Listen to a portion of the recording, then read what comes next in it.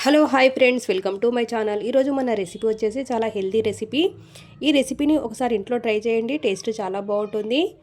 తినని వాళ్ళు కూడా తింటారు ఈ పరోటాని. ఈ పాలక్ పరోటా. మనం పాలక్ని వాటర్లో వేసి బాగా కడుక్కోవాలి.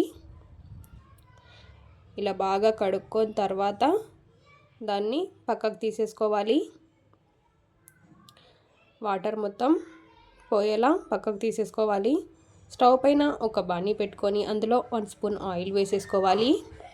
అందులో జీలకర్ర వేసేసుకోవాలి.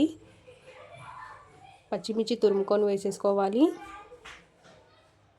ఇలా బాగా ఫ్రై అవ్వనివ్వాలి. అందులో అల్లం వెల్లుల్లి పేస్ట్ వేసేసుకోవాలి. ఇలా వేసేసుకొని కలిపేసుకున్న తర్వాత మనకి గరం మసాలా, జీలకర్ర పొడి, ధనియాల పొడి ఇలా వేసేసుకోవాలి. ఇలా వేసేసుకొని బాగా కలుపుకోవాలి. కొంచెం పసుపు వేసేసుకోవాలి.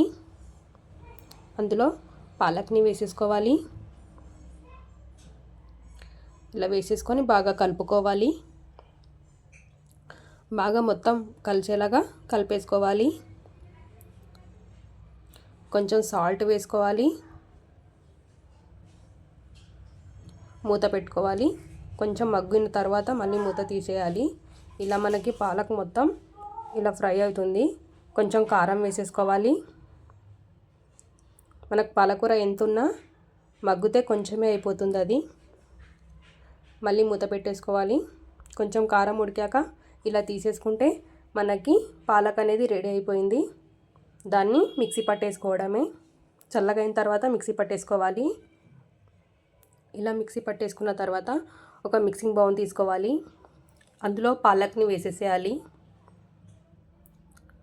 అందులో 2 స్పూన్ శనగపిండిని వేయాలి. గోధుమ పిండి 1 కప్ తీసుకున్నాను. హాఫ్ వేసుకుంటాను ముందు. బాగా కలుపుకోవాలి. పాలక్లో వాటర్ ఉంటుంది కాబట్టి మనకు వాటర్ అవసరం ఉండదు. ఇలా బాగా కొంచెం సాల్ట్ వేసుకొని బాగా కలిపేసుకోవాలి.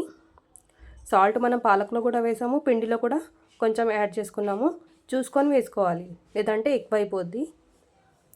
ఇలా మొత్తం కొంచెం కొంచెం పిండి వేసుకొని కలుపుకోవాలి. నాకు 1 కప్ మొత్తం అవసరం పడ్డది పిండి వేసేసాను. ఇలా కొద్ది కొద్దిగా పిండి వేస్తుంటే మనకి గట్టిగా అవుతుంది. ఇలా మొత్తం పాలక్ని పిండిని మొత్తం కలిపేసేయాలి. కొంచెం కొంచెం పిండి వేసుకుంటూ గట్టిగా ఇలా కలిపేసుకోవాలి. ఒక 5 మినిట్స్ పక్కకు పెట్టేసుకుందాం.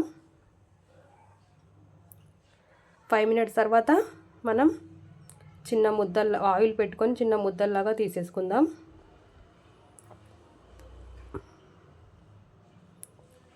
ఒకసారి ఆయిల్ అంతా ఇట్లా కలుపుకొని చిన్న ముద్దగా తీసేసుకుందాం. బాగా రోల్ చేయాలి. ఇట్లా బాగా రోల్ చేశాక మనం పొడిపిండి తీసుకొని పొడిపిండిలోకి అది అద్దాలి.